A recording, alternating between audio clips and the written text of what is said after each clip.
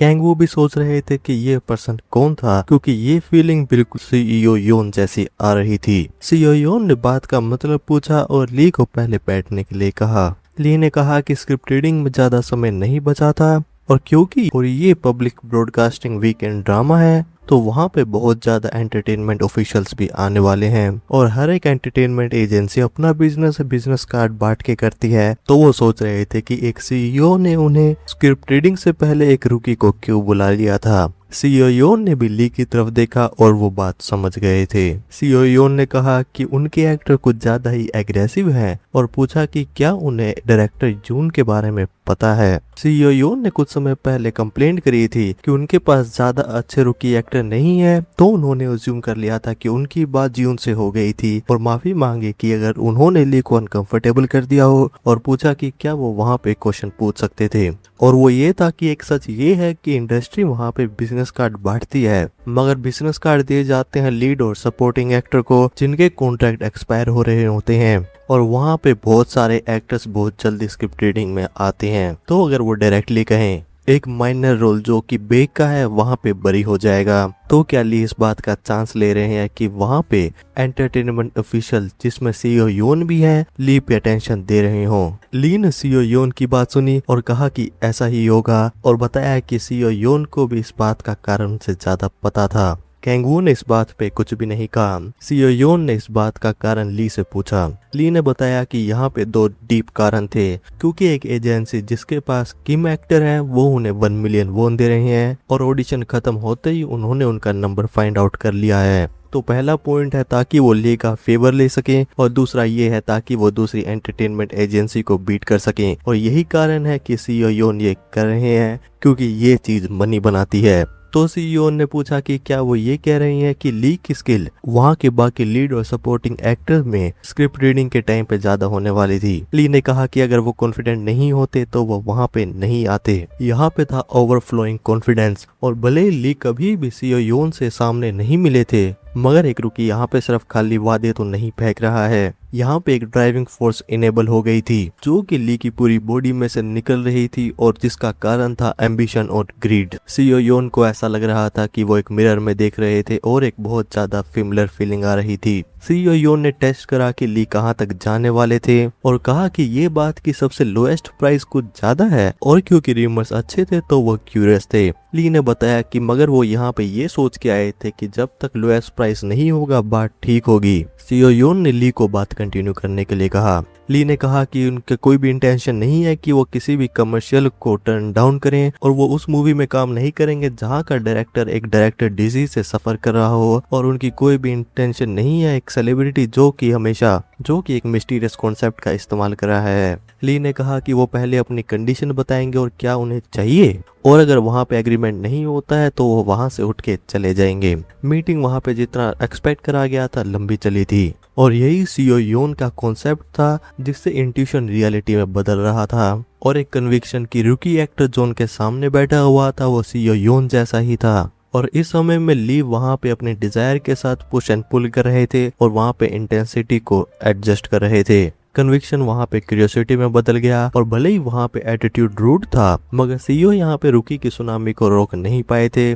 कैंगू ये सोच रहे थे कि ली जिस तरह से सीईओ से बात कर रहे थे तो डी एंटरटेनमेंट ने उन्हें पहले कॉन्टेक्ट कर लिया होगा। तो कैंगू एक बिग शॉट एक्टर मीटिंग में से बीच में उठ के चले गए थे क्योंकि वहाँ पे कैंगू के लिए कोई भी जगह नहीं थी और भले ही ये चीज अभी नहीं थी, मगर कैंगू को लग रहा था कि वो उनसे दोबारा मिलने वाले थे। सीईओ ने ली से कहा कि वो सीधा सीधा ये चाहते हैं कि उनकी कंपनी ली को एज ए एक्टर किस तरह मदद करेंगी, तो इसलिए वो पहले 6 मंथ कॉन्ट्रैक्ट को साइन करना चाहते थे और वहाँ पे ट्रेनिंग पीरियड नहीं होगा और वो ये भी चाहते थे कि उन्हें एक टीम और व्हीकल भी दिया जाए। ली ने कहा कि बात यही थी। ली वहाँ पे बता ही रहे थे कि स्क्रिप्ट रीडिंग के दिन भी कंडीशन क्या होंगी और वो अपना सेटलमेंट रेशो कह रहे थे। तभी सीईओ योन ने कहा कि वो ली पे इतना भरोसा क्यों करें और ली से पूछा कि डी एंटरटेनमेंट ने उन्हें कितना ऑफर किया था। ली ने बात का मतलब पूछा। सीईओ योन ने कहा कि वो दोनों प्रो थे तो ऐसा होने की जरूरत नहीं थी और क्योंकि ये कॉन्ट्रैक्ट है तो इसका मतलब ये नहीं है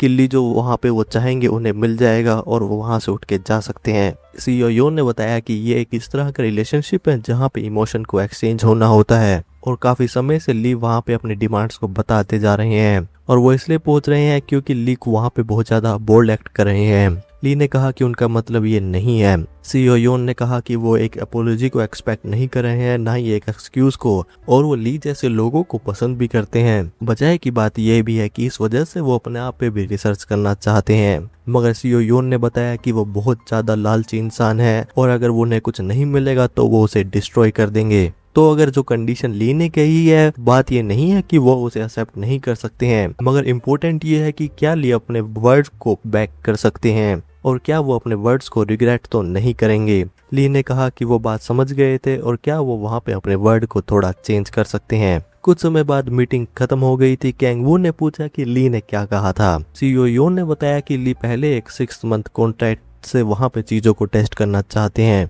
कैंग वू ने कहा कि ये सब बकवास है और ली को पहले टॉप 2 एजेंसी ने पहले कॉन्टैक्ट कर लिया होगा, क्योंकि यहाँ पे शॉर्ट टर्म कॉन्ट्रैक्ट जिसका टाइम पीरियड 1 साल से कम है बिल्कुल बैन है, तो ली सिर्फ यहाँ पे टाइम पास कर रहे हैं। सीईओ ने कहा कि शायद बात यही है। कैंग वू ने भी कहा कि ये शायद वाली बात नहीं है और उनकी पर्सनैलिटी को देख के सीईओ इस चीज को इग्नोर तो करने नहीं वाले हैं। सीईओ ने बताया कि उन्होंने ली को इस बात पे प्रेस करा था और ली ने कहा कि उन्हें वहाँ पे एक ऑफिस चाहिए क्योंकि उनका ट्रांसपोर्टेशन अच्छा नहीं है। कैंग वू ने भी कहा कि ये बंदा क्रेजी है और सीईओ से पूछा कि क्या उन्होंने ली की गैम्बलिंग की एक्टिंग को देख के वहाँ पे गैम्बल कर लिया था। सीईओ योन ने कहा कि उन जैसे लोग कभी भी गैम्बल नहीं करते हैं और वो लाइफ के लोएस्ट के बजाय वहाँ पे लाइफ को खत्म करना पसंद करेंगे। और बात यह है कि ली ने वहाँ पे अपनी लाइफ को एज पे पुश करा था और एक्टिंग से अपनी डेस्टिनी को चेंज करने की कोशिश करी थी, तो इस बार वो एक इन्वेस्टमेंट कर रहे थे। ली वहाँ पे अपने नए अपार्टमेंट में आ गए थे और देख रहे थे कि की वहाँ पे वर्क कर रही थी। कुछ समय बाद स्क्रिप्ट रीडिंग का दिन भी आ गया था। इन्हो ली को ड्राइव कर रहे थे। ली ने राइटर इन्हो से पूछा कि क्या अभी भी वो गुस्से में थे। इन्होंने इस बात से मना करा। ली ने कहा कि वो इस बारे में कुछ नहीं कर सकते थे क्योंकि उनके ट्रेवल एक्सपेंस के लिए 1 मिलियन दिए गए थे। राइटर इन्होंने कहा कि फिर भी इन्हो को उनके साथ जाना चाहिए था। राइटर इन्होंने ली से पूछा कि सीईओ ने उनसे क्या कहा था और क्या सीईओ ने वहाँ पे ज्यादा फ्रेंडली एक्ट करने की कोशिश करी थी, क्योंकि अगर यही था तो सीईओ वहाँ पे ली को बटर अप करने की कोशिश कर रहे थे और ये इंडस्ट्री जितना डर्टी हो सकती है उतनी है। राइटर इन्होंने ली से कहा कि जब भी उन्हें कॉन्ट्रैक्ट मिले तो वो उनके पास लेके आए क्योंकि उन्हें भी चेक करना है कि वहाँ पे कौन सी ट्रिक्स को प्ले करा गया था। ली भी सोच रहे थे कि अगर वो ये बात बताएंगे कि उन्होंने कॉन्ट्रैक्ट को पहले से साइन कर लिया था और उन्हें एक अपार्टमेंट भी मिल गया था तो यहाँ पे चीजें बहुत ज्यादा एग्जॉस्टिंग हो जाएंगी। तो ये बात ली इन्हो को स्क्रिप्ट रीडिंग के बाद बताएंगे। ली ने राइटर को थैंक यू कहा। राइटर इन्होंने ली से पूछा कि क्या उन्हें बुक्स मिल गई थी और क्या उन्होंने वो रीड करी थी। ली ने बताया कि उन्होंने बहुत सारी चीजें सीखी थी। राइटर इन्होंने भी कहा कि ली अभी भी बेसिक्स कर रहे हैं तो ये चीजें बहुत ज्यादा इम्प्रेसिव है। ली ने कहा कि बात ये नहीं थी। इन्होंने कहा कि उनकी एक्टिंग का लेवल और एक्सपीरियंस बुक से ज्यादा मैटर करता है। ली ने कहा कि देख कैसा लग रहा है कि राइटर इन्हो वहाँ पे उस दिन कुछ एक्सपेक्ट कर रहे हैं। राइटर इन्होंने कहा कि वहाँ पे एक बंदा है जो कि है ग्रे सिटी का मेन लीड हैनजू। ली ने कहा कि देख के तो ऐसा ही लग रहा है कि वो हैनजू के फैन नहीं है। राइटर इन्होंने कहा कि चीजें ऐसे ही वर्क करती हैं और पूछा कि क्या उन्होंने ली को पहले राइटर्स डिवीजन के बारे में बताया था। ली ने कहा कि उन्होंने ये बात सुनी थी और राइटर इन्होंने कहा था कि उन्हें खुद की एक राइटर डिवीजन मिल गई थी। राइटर इन्होंने सोचा था कि वहाँ पे जो लोग थे उनके साथ उनकी लाइफ के लिए रहने वाले थे और जब वो अच्छा कर रहे थे तो वहाँ पे एक किड था जिन्होंने इन्हो को ज्वाइन कर लिया था और ये क्लेम कर रहा था कि वो उनके ड्रामा में एक टाइम पे स्टार बनने वाला था। मगर जब इन्हो वहाँ पे रॉक बॉटम पे आए थे तो उन्हों के पास कॉल आने बंद हो गए थे और अब वो सुन रहे थे कि ग्रे सिटी के एक राइवल शो में वो अपीयर हो रहे थे। ली ने भी देखा कि चीजें देख के तो टफ लग रही थी। राइटर इन्होंने कहा कि ये चीज देखने में मुश्किल थी कि ली उन्हें कंसोल कर रहे थे। ली ने बताया कि थोड़ी आदत हो गई थी। इन्होंने कहा कि ये चीज उनके बारे में उन्हें पसंद थी और क्योंकि उनके पास स्किल थी तो वो उनकी एक सीरियस इमेज भी बना रहे थे और वो अपनी एक डिवीजन ली के साथ बना सकते थे। राइटर डिवीजन, राइटर इंडस्ट्री में जहाँ पे स्टार राइटर जिनके पास बहुत ज्यादा हिट होते हैं और उनके डिवीजन जिन पे नाम रखे जाते हैं। राइटर जिनका इन्फ्लुएंस उनके सक्सेस के साथ बढ़ता जा रहा है उन्हें पावर दी जाती है कि वो एक्टर को कास्ट कर सके और एक्टर्स जो उन राइटर्स के वर्क में अपीयर होते हैं वो सक्सेस को क्लाइम करते हैं। ये प्रोसेस जितना सुनने में स्मूथ है उतना असलियत में नहीं और राइटर इन्हों के अलावा ऐसे बहुत कम राइटर हैं जिन्होंने इस चीज को खुद एक्सपीरियंस करा हो और शायद यही कारण है कि वो ली के साथ थोड़ा ट्रस्ट फील कर रहे हैं क्योंकि एक रूकी एक्टर जो सिर्फ अपनी एक्टिंग पे फोकस करता है, लिप सर्विस पे नहीं। एक फेस जहाँ पे इमोशन चले गए हैं, एक बिल्कुल प्योर व्हाइट कैनवस जो जिस पे कोई भी कैरेक्टर पेंट हो सकता है, ऐसा कोई जिसके पास एक्टिंग के अलावा कोई भी इंटरेस्ट नहीं है, तो एक बिल्कुल नेचुरल ट्रेजर। ली ने कहा कि वो उनको कई देर से घूर रहे हैं और क्या उनके चेहरे पे कुछ था। राइटर इन्होंने कहा कि बात कुछ नहीं थी और वहां पे वो लोकेशन पे पहुंच गए थे। राइटर इन्होंने ली से पूछा कि क्या वो नर्वस थे। ली ने कहा कि इतना भी नहीं। राइटर इन्होंने कहा कि जो लोग ली के साथ एक्टिंग करने वाले थे उन्हें नर्वस होना चाहिए था और उन्होंने कहा कि उन्हें स्क्रिप्ट को रिवाइज करना होगा क्योंकि पहले बेक सिर्फ एक माइनर रोल ही था। एसबीसी ब्रॉडकास्टिंग स्टेशन में वहां पे स्क्रिप्ट रीडिंग के लिए काम चल रहा था और 7th फ्लोर पे वहां पे सभी लोग आ चुके थे।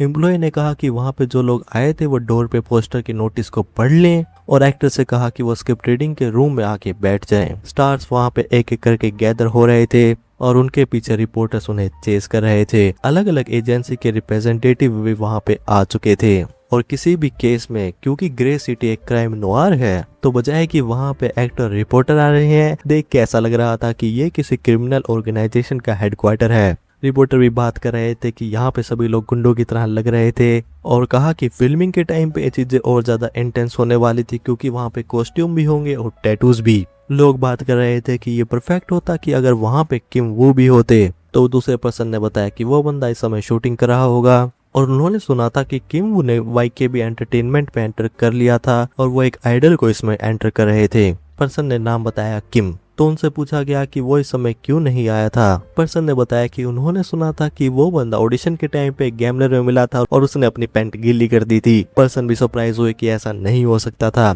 बात अगर सीधी दिखाए तो असलियत में ये बात नहीं हुई थी। तो ये बात सही थी कि किम वहाँ पे ली के अगेंस्ट एडली बैटल में बहुत बुरी तरह से हारे थे और जो स्टोरीज थी कि वहाँ पे पैंट गीली हो गई थी और अपने आंसुओं में किम वहाँ से भाग गए थे, तो ये सिर्फ वहाँ पे रूमर्स ही थे। भले ही वहाँ पे प्रोडक्शन टीम में वहाँ पे एक गैग ऑर्डर भी दिया था और अटेम्प्ट ये था कि वो वहाँ पे सच को सप्रेस कर सके। और ये रूमर्स जब रिपोर्टर्स के पास पहुंचे तो वो एक बहुत बड़ा प्लैग शुरू करने वाले थे। तभी एक पर्सन ने कहा कि वो वहाँ पे आ रहे थे और ये पर्सन थे ग्रे सिटी के मेन लीड जिन्होंने इन रूमर्स को वहां पे रोक दिया था। रिपोर्टर ने हैंजू से पूछा कि क्या वो रीडिंग के लिए तैयार थे। हैंजू ने रिपोर्टर जो और मैनेजर किम से कहा कि वो वैसे ही थे और वो वहां पे कुछ भी बकवास करते रहते हैं और वो ये भी चिंता कर रहे थे कि क्या वो थोड़े चेंज तो नहीं हो गए थे। रिपोर्टर ने कहा कि वो उनसे कैसे कह सकते हैं। हैंजू ने कहा कि वो वहां पे क्या कहें कि क्या उन्होंने अपना फॉर्च्यून एक्सलैंड में लॉस कर दिया था और ये बात इसलिए छुपाई नहीं गई थी क्योंकि वो किसी CEO के वाइफ के साथ थे। रिपोर्टर ने पूछा कि उन्होंने ये बात कहाँ से सुनी थी। हैंजू ने बताया कि 2 साल पहले उन्होंने एक रोल के लिए लिप रीडिंग सीखी थी और ये चीज अब काम आ गई थी क्योंकि अब वो देख सकते थे कि उनकी पीठ पीछे उनके बारे में कौन बात कर रहा है। हैंजू ने कहा कि वो देखने में तो ऐसे ही लग रहे थे कि उन्हें बात पे बिलीव नहीं हो रहा था और भले ही वहाँ पे वो कितनी बकवास बातें रूमर्स को फैला रहे हो, मगर वो ये भी याद नहीं कर सकते हैं कि हैंजू ने कौन सा रोल प्ले करा था। हैंजू ने कहा कि अगर बात यही आ गई थी तो वो सजेस्ट कर रहे थे कि वो उस दिन सिर्फ फैक्ट्स ही बोले। रिपोर्टर और मैनेजर किम ने माफी मांगी। हैंजू ने कहा कि अगर वो बात कर ही रहे हैं तो वो एक और चीज जानना चाहते थे कि वो वहाँ पे एक फालतू राइटर इन्हो के साथ दूसरा बंदा कौन आ रहा था। रिपोर्टर ने बताया कि वो वही था जिसका नाम ली था। हैंजू ने कहा कि वो दोनों लकी थे क्योंकि वो फालतू रूमर्स के अलावा सिर्फ नेपोटिज्म से ज्यादा नफरत करते हैं।